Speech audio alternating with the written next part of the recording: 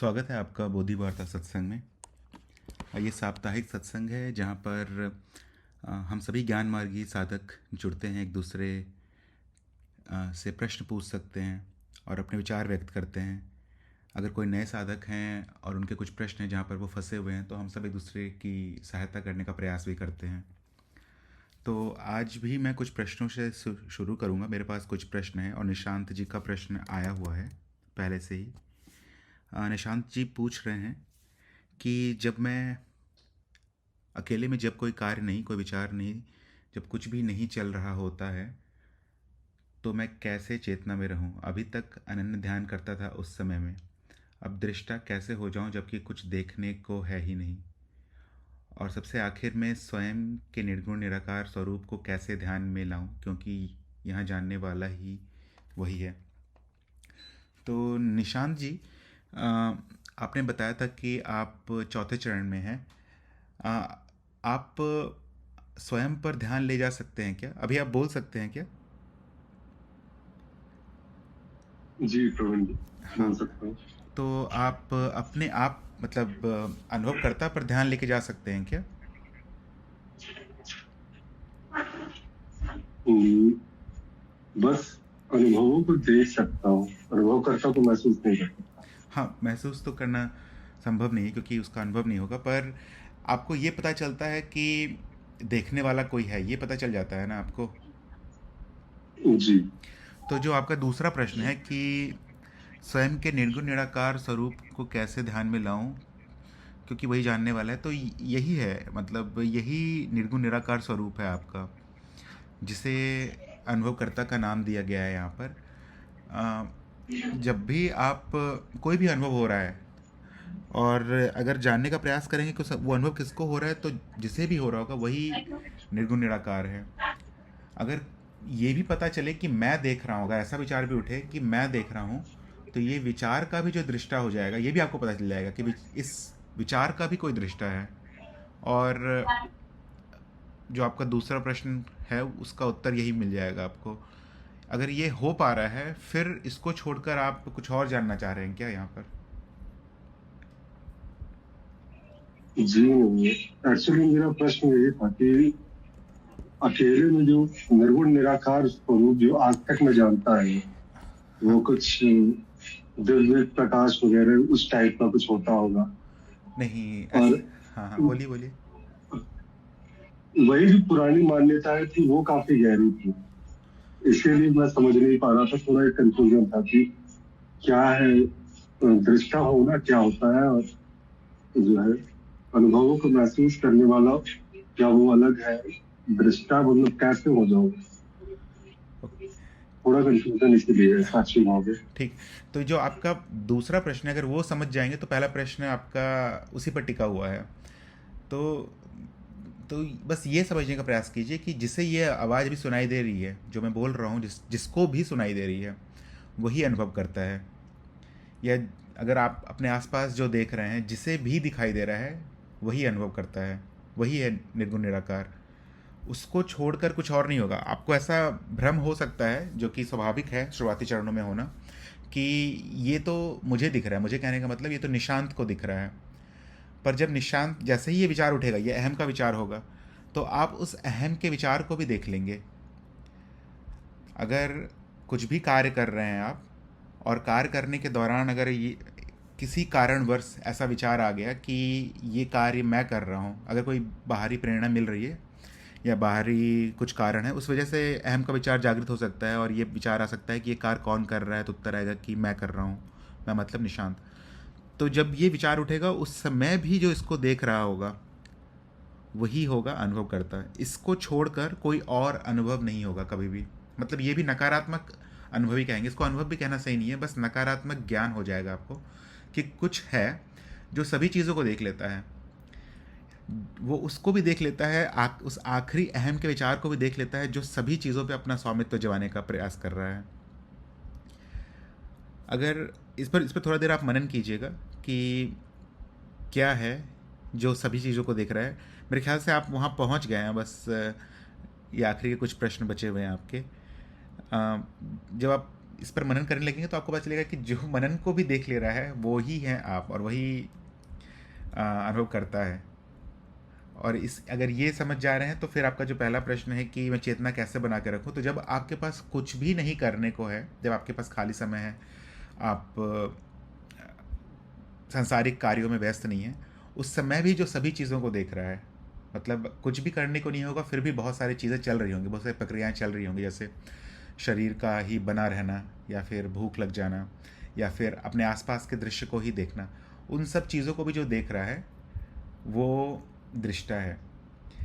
ऐसा कह सकते हैं कि अनन्य ध्यान को भी जो देख लेता है, अनन्य ध्यान करने की प्रक्रिया को भी जो देख रहा है, क्योंकि अनन्य ध्यान भी तो जीव ही कर रहा है।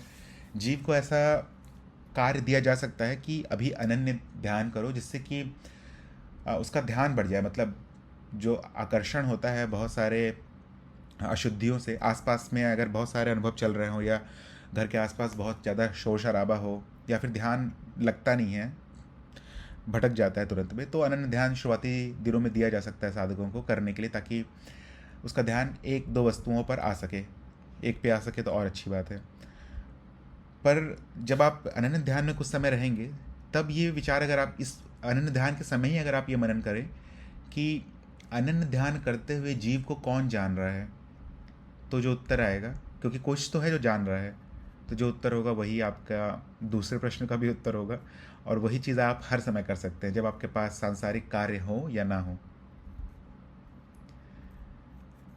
इस पर कुछ और अगर प्रश्न है तो, या कुछ अगर संदेह कहीं पर है तो बताइए। जी फर्स्ट लाइन। ठीक है, आशा करता हूँ समझ में आया हो। नहीं तो आप बाद में भी मुझे जी संदेश भेज सकते हैं, नहीं, और अगर अभी भी सत्संग के दौरान भी अगर आपको कोई और संदेह आए इस पर, तो आप पूछिएगा, क्योंकि कुछ और अगर करने का प्रयास करेंगे, जैसे कि जैसे आपने कहा कि कोई दिव्य रोशनी हो या कुछ दिखे, वो संभव है, हो सकता है, पर वो अनुभव करता नहीं होगा, वो कुछ और ही होगा। बहुत सारे मार्गों में, जैसे योग मार्ग में ऐसे अनुभव होते हैं, पर उस उन सभी अनुभवों का भी कोई दृष्टा रहता है ना, तो उन सभी अनुभवों का जो दृष्टा रहेगा वही आप रहेंगे हर समय। कहीं भी अगर आप मानिए आप प्रगति कर कर इंद्र बन जाएं या विष्णु भी बन जाएं, तो भी उस विष्णु के अनुभव को जो देख रहा होगा वो आपका वास्तविक स्वरूप होगा। किसी भी परिस्थिति में अनुभव नहीं होंगे आप, अनुभव के परे ही रहेंगे। तो अगर अभी भी कुछ प्रश्न होगा तो आप सत्संग के दौरान भी पूछ सकते हैं। बाकी साधकों के भी अगर प्रश्न हो तो आप बोलकर या लिखकर पूछ सकते हैं। तब तक मैं आगे बढ़ता हूँ। एक साधक थे, वो प्रश्न पूछ रहे थे कि क्या सभी कर्म ज्ञान की ओर ही ले जा सकते हैं, या फिर कुछ ऐसे कर्म हो सकते हैं जो ज्ञान से दूर ले जाएं। तो इसमें सभी का उत्तर अलग अलग हो सकता है। मेरा, या फिर सभी का अनुभव अलग हो सकता है। मेरा अनुभव ये कहता है कि सभी कर्म ज्ञान की ओर ही ले जाते हैं। समय ज़्यादा या कम लग सकता है, क्योंकि मैं इसलिए कह रहा हूँ क्योंकि अगर कोई व्यक्ति कुछ कर्म करेगा तो उस कर्म से उसे कुछ कर्म फल मिलेंगे। संभावना है कि वो कर्म फल दो ही वर्ग में बांटा जाएगा, या तो अच्छे कर्म होंगे या तो बुरे कर्म होंगे। अगर अच्छे हो या बुरे हो, दोनों ही परिस्थिति में साधक उस कर्म फल का या फिर उस कर्म का कारण ढूंढने का प्रयास करेगा। अगर कर्म फल बुरे थे तो वो उस कारण से दूर भागेगा, क्योंकि वो दुख नहीं चाहेगा अपने जीवन में। पर कुछ समय के बाद अगर ये प्रक्रिया बार बार दोहराने लगे साधक, तो कर्म उस कारण से दूर दूर भागने के बाद भी उस साधक के जीवन में दुख किसी न किसी प्रकार से आ ही जाएगा। तो साधक फिर इस सभी कारण, कर्म और कर्म फल के उद्देश्य को समझने का प्रयास करने लगेगा। इसमें थोड़ा लंबा समय लग सकता है, 10 साल 20 साल या कुछ जन्म भी, पर उद्देश्य की तरफ भागने लगेगा साधक। एक समय आएगा, ऐसा भी हो सकता है कि कर्मफल अच्छे हों और फिर साधक उस कारण को बार बार प्रेरित करे अपने जीवन में, जिससे कि कर्मफलों से अच्छे मिलने लगे। पर फिर साधक कुछ ही समय में ये देख पाएगा कि कर्मफल भी निश्चित नहीं होंगे।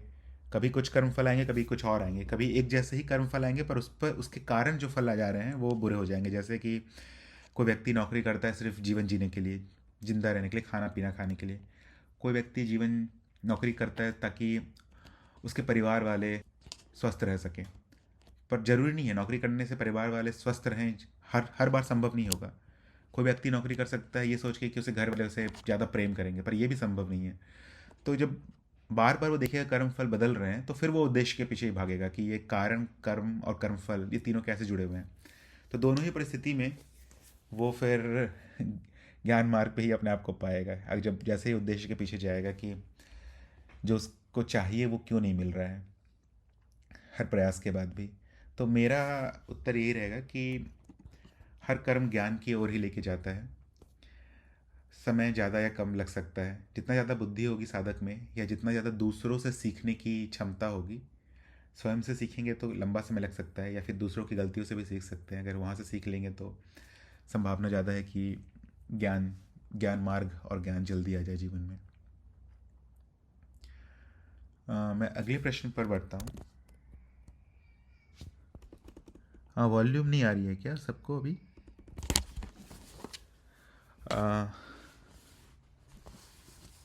वॉल्यूम तो फुल है के जी।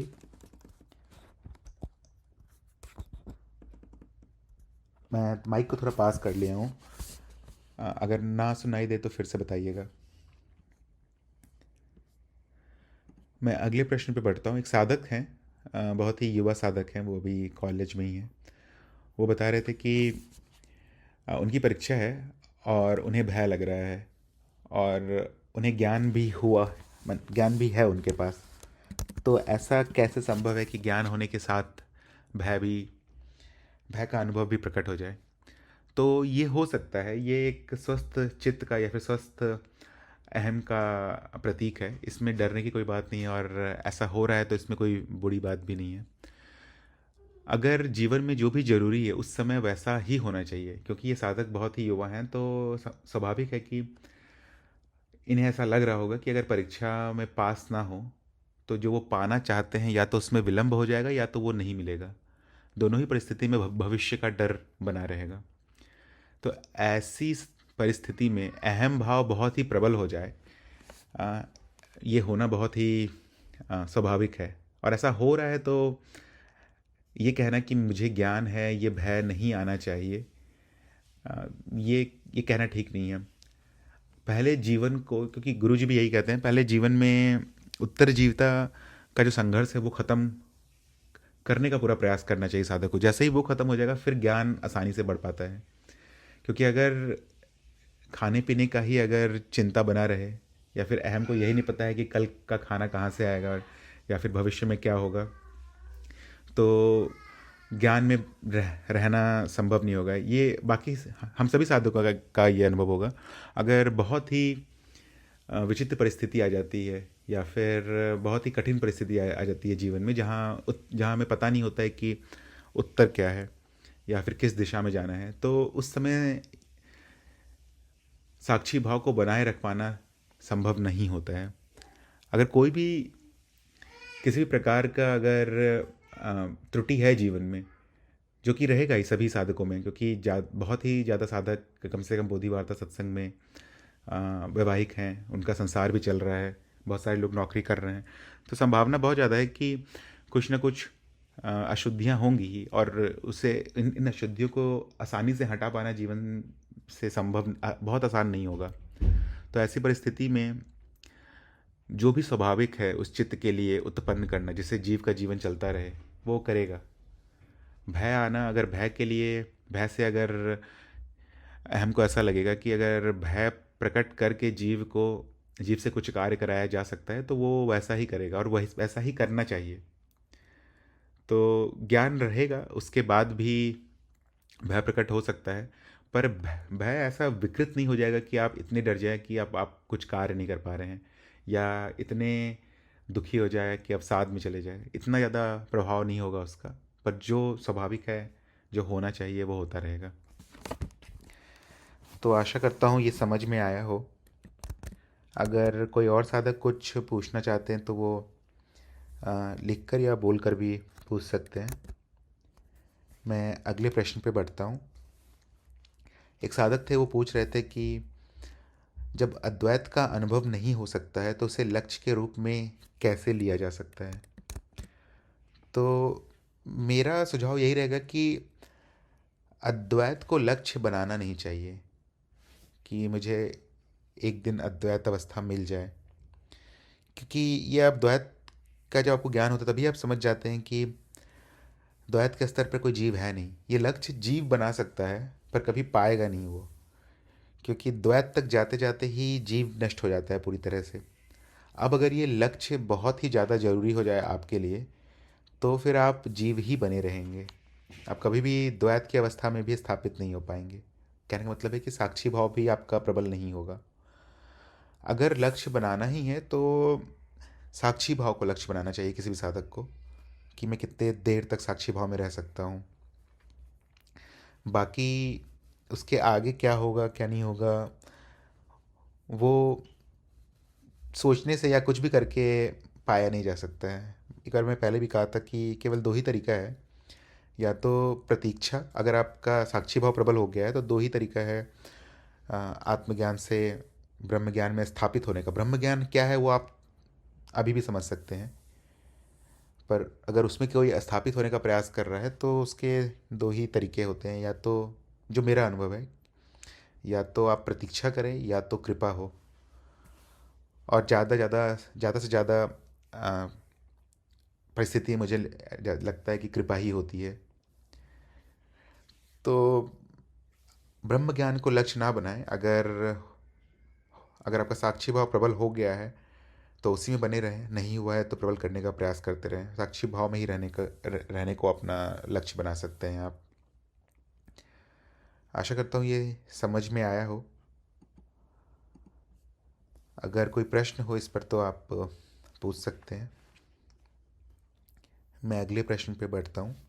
एक साधक थे, वो पूछ रहे थे कि मिथ्या उपकरण अर्थात बुद्धि और शरीर से मिथ्या उपकरण अर्थात बुद्धि और शरीर की सहायता से और मिथ्या अनुभव की सहायता से सत्य तक कैसे पहुंचा जा सकता है। तो जो हम ये मिथ्या उपकरण का जब नाम लेते हैं तो ये सत्य तक आपको नहीं पहुंचाती है। सत्य तक आप पहले से ही पहुंचे हुए हैं।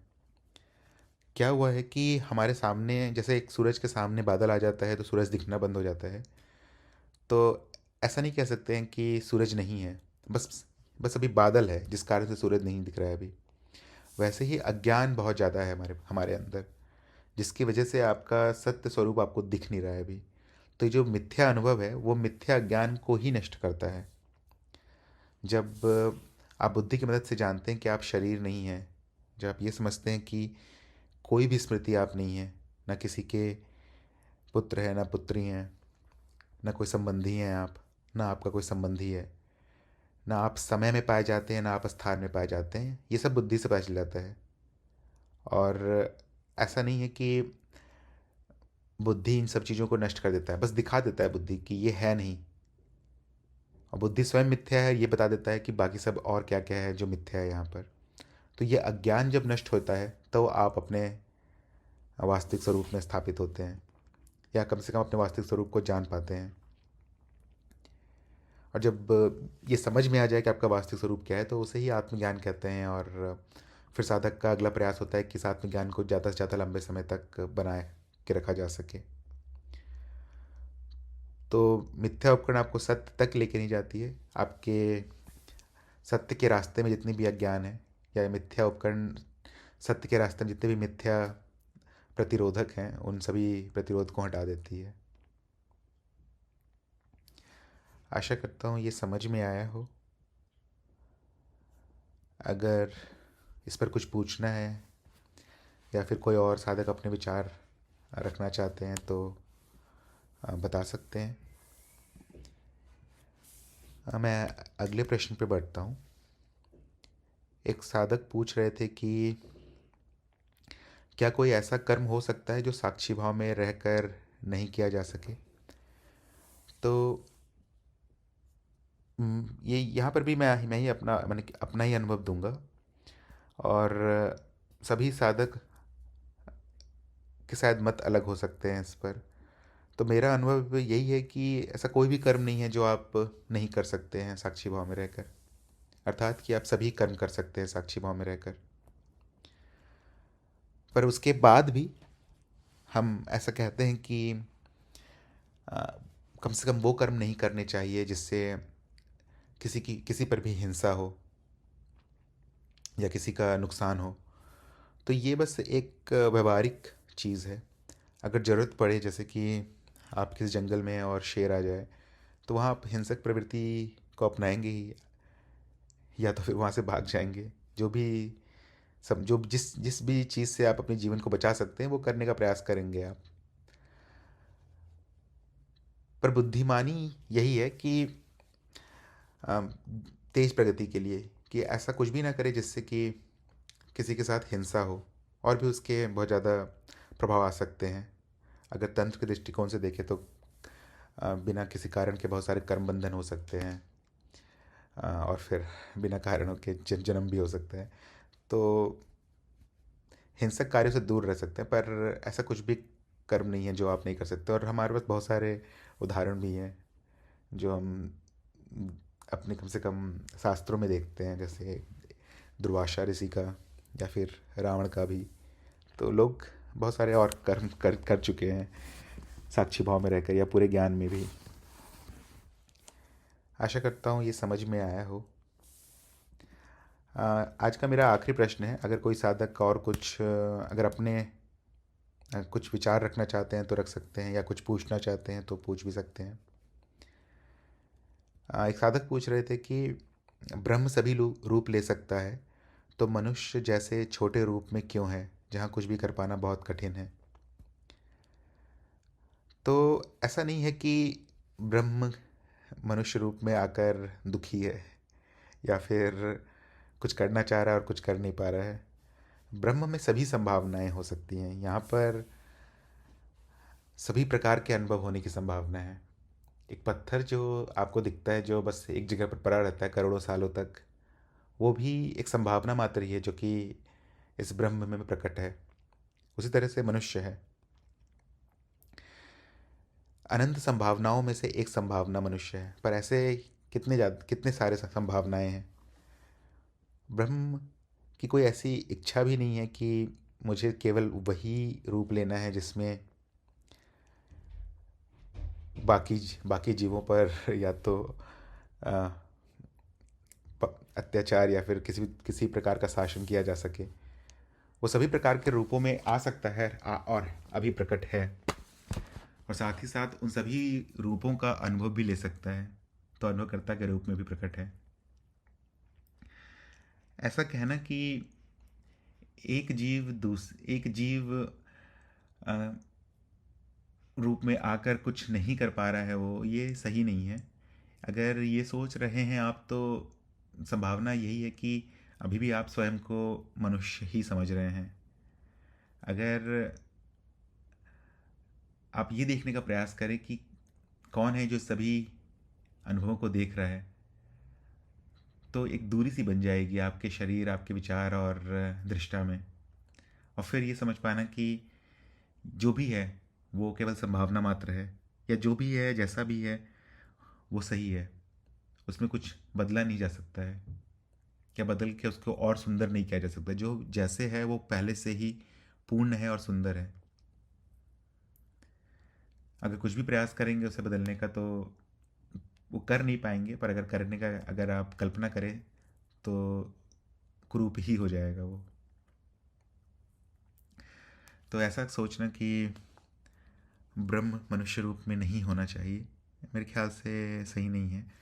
इससे ज़्यादा ज़रूरी है ये सोचना कि कौन है जो इस मनुष्य रूप को भी देख लेता है, और कैसे इस मनुष्य रूप में अगर मिल गया है ये मनुष्य जन्म, तो कैसे इससे प्रगति किया जा सकता है तेज़ी से। ये जानने का प्रयास करना मेरे ख्याल से ज़्यादा बुद्धिमानी का कार्य होगा। आशा करता हूँ ये समझ में आया हो। अगर कोई और साधक कुछ पूछना चाहते हैं तो लिखकर या बोलकर पूछ सकते हैं।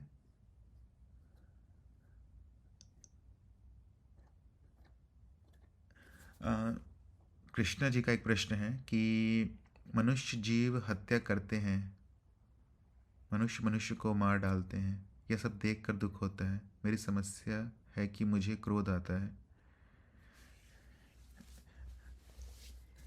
तो शायद आपका प्रश्न है कि आप क्रोध नहीं करना चाहते हैं ऐसी परिस्थिति में, या फिर कैसे क्रोध से बाहर आ सकते हैं।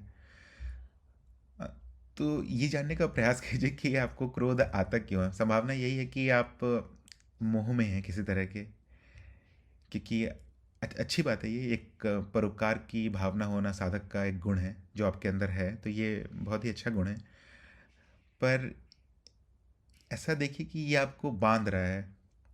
अगर कोई व्यक्ति किसी दूसरे व्यक्ति के साथ कुछ कर रहा है और वो आप में अगर आवेश पैदा कर दे रहा है, तो एक तरह से इसे बंधन ही कहेंगे कि कहीं कुछ हो जा रहा है और आप अपने घर में बैठे बैठे दुखी हो जा रहे हैं। पहले तो बस यही देखने का प्रयास कीजिए कि ऐसा क्यों है। संभावना है कि कोई कभी आपको ऐसा बताया होगा कि जब भी ऐसी परिस्थिति हो तो दुखी होना चाहिए या क्रोधित होना चाहिए। और बताने का मतलब ऐसा नहीं कि कोई समझा के सामने बैठाया होगा, बैठ के बताया होगा। आप कहीं देखे होंगे या कहीं समाचार पत्र में पढ़े होंगे या किसी वीडियो में देखे होंगे, तो वो गुण आपके अंदर छप गया है। आप थोड़ा भी मनन करेंगे इस पर कि क्या ये सही है या गलत है, तो उत्तर आपको तुरंत मिल जाएगा। और शायद वो उत्तर आपको मिला हुआ है, पर फिर भी क्रोध आ जाता है। तो फिर ऐसी परिस्थिति को बार बार होने से रोकने का प्रयास कीजिए। ऐसा हो सकता है कि आप कुछ अ, समाचार पत्र या ऐसा वीडियोस देख रहे हो जहाँ पर ऐसी जानकारी आपको मिल जाती है। कुछ समय तक उससे दूर रहने का प्रयास कीजिए। अगर प्रयास करेंगे तो संभावना होगी कि जो भी प्रतिक्रिया हो रही है या जिस भी कारण से हो रहा है वो कम होने लगे, और कुछ दिनों में ये नष्ट ही हो जाएगा, क्योंकि ये आपका स्वभाव नहीं है, ये कहीं और से आया हुआ है पर, या आप पर आरोपित है। और जब भी ऐसा घटना घटता है तो फिर जो भी उसकी एक एक प्रक्रिया होगी वो पूरी चल जाती है। उस प्रक्रिया को आप देखने का प्रयास कीजिए और तोड़ने का प्रयास कीजिए कि कहाँ से शुरू होता है। सबसे पहला तो यही होगा कि उस जानकारी को आने से ही रोक दीजिए। हमेशा संभव नहीं होगा, पर कुछ दिन तक आप ऐसा जि मेहनत करके प्रयास कर सकते हैं। मतलब जहाँ से भी ये जानकारी आ रही थी, या देखिए आज से पहले आप कब क्रोधित हुए थे ऐसी परिस्थिति में, और फिर उस परिस्थिति का कारण जानने का प्रयास कीजिए। बहुत ज़्यादा संभावना है कि समाचार पत्र या फिर कोई वीडियो होगा या कोई मित्र आपको कुछ आकर बताया होगा, तो उन सभी चीज़ों से दूर हो जाइए। ऐसा लंबे समय तक करने की ज़रूरत नहीं है, पर कुछ दिन तक अगर आप करेंगे तो आप देख पाएंगे कि आप में बदलाव आ रहा है, और फिर आपके पास एक चुनाव आ जाएगा कि ये वापस वैसा करना है या नहीं करना है। और आजकल का जो समाचार है उनका काम ही यही होता है कि मनुष्यों में भावनाओं को उत्पन्न करना, तभी उनका व्यवसाय चलता है। क्योंकि जैसे एक न्यूरो मैनेजमेंट होता है, न्यूरो मैनेजमेंट में मनुष्य के मस्तिष्क में क्या क्या केमिकल निकलते हैं जिसकी मदद से कैसी कैसी भावनाएं प्रकट होती हैं, वो सब तक जानकर, मतलब वो सब को इस्तेमाल कर कर समाचार बनाया जाता है। या फिर यहाँ तक कि जो हम वीडियोस भी देखते हैं यूट्यूब पर या जहाँ भी, तो ये सभी चीज़ मतलब आधुनिक विज्ञान भी लगा हुआ है केवल ये बताने के लिए कि क्या वीडियो दिखाना है किस व्यक्ति को या क्या समाचार पहुंचाना है किस व्यक्ति को, जिससे कि उसका उत्तेजना बढ़ सके। तो हम एक दूषित समाज में रहते हैं, इसमें कोई संदेह नहीं है, पर उसी उसी के रहते रहते भी हम प्रयास कर सकते हैं कि कैसे कम से कम उन चीज़ों से दूर हो जाएं जो कि मेरे जीवन को ख़राब कर रही है। और ये बहुत कठिन नहीं होगा करना।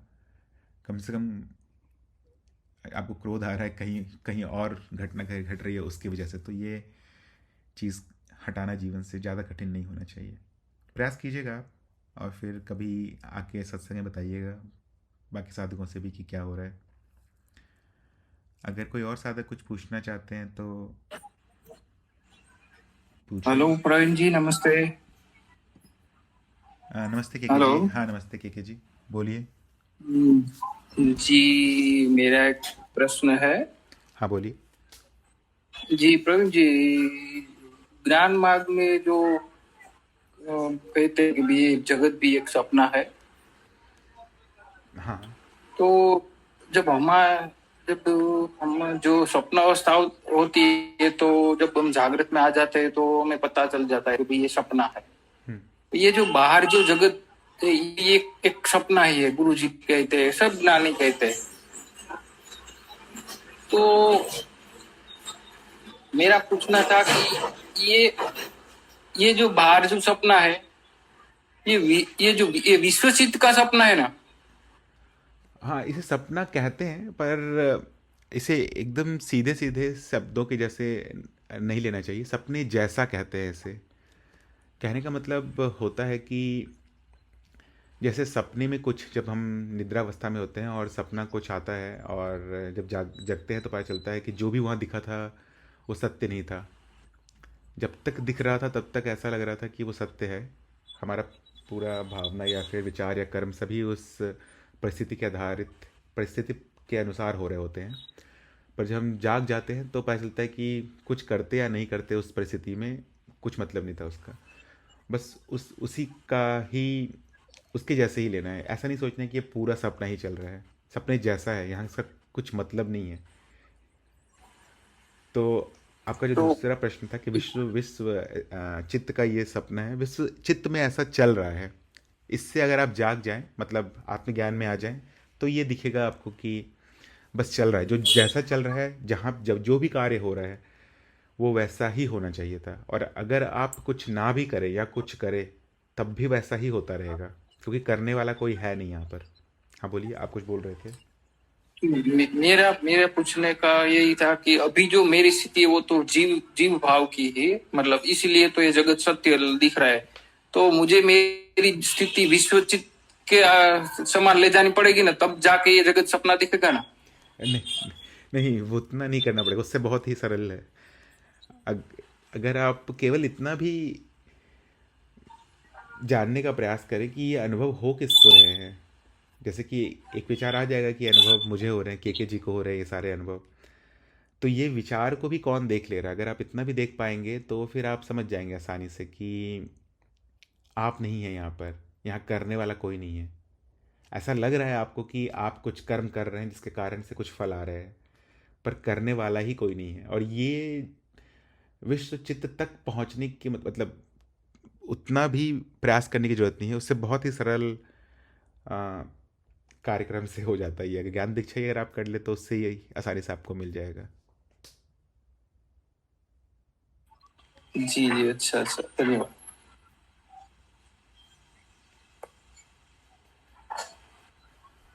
अगर कोई और साधक कुछ पूछना चाहते हैं तो पूछ सकते हैं। नहीं तो आज का सत्संग हम समाप्त करते हैं। सत्संग में जुड़ने के लिए सभी साधकों को धन्यवाद।